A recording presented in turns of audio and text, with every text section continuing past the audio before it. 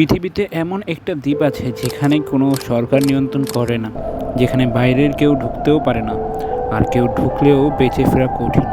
এই দ্বীপের নাম নর্থ সেন্টিনেল আইল্যান্ড, পৃথিবীর সবচেয়ে গোপন ও বিপজ্জনক দ্বীপগুলোর মধ্যে একটি। চলো শুরু করা যাক আজকের ভিডিও।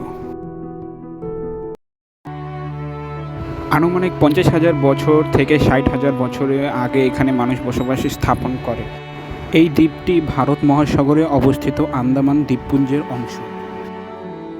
এখানে প্রায় 572টি আইল্যান্ডস আছে, এর মধ্যে 38টিতে মানুষ বসবাস করে এবং 12টি প্রায় ট্যুরিস্টের জন্য উপযোগী খোলা রাখে। মাত্র 59 বর্গ কিলোমিটারে এই দ্বীপে বসবাস করে সেন্টিনেলিজ নামক এক আদিগোষ্ঠী।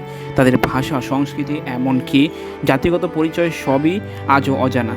সেন্টিনেলিজ বাইরের দুনিয়ার সঙ্গে কোনো যোগাযোগ চায় না। কেউ দ্বীপের কাছে গেলেই তারা তীর ধনুক নিয়ে আক্রমণ করে। 2006 সালে ভারতীয় জেলে এবং 2018 সালে একজন মার্কিন মিশনারি দ্বীপে গিয়ে প্রাণ হারায়। ভারত সরকার দ্বীপটিকে নো গার্ড জোন ঘোষণা করেছেন। তারা এতটাই বিচ্ছিন্ন যে তাদের শরীরের বাইরের রোগ প্রতিরোধ ক্ষমতা নেই, তাই তাদের সুরক্ষার জন্যই বাইরে যাওয়া তাদের নিষিদ্ধ। এটি শুধু মানবিক নয়, এটি তাদের প্রয়োজনীয়। নর্থ সেন্টিনেল আইল্যান্ড হলো এক জীবন্ত ইতিহাস, যেখানে সময় থেমে আছে হাজার হাজার বছর ধরে।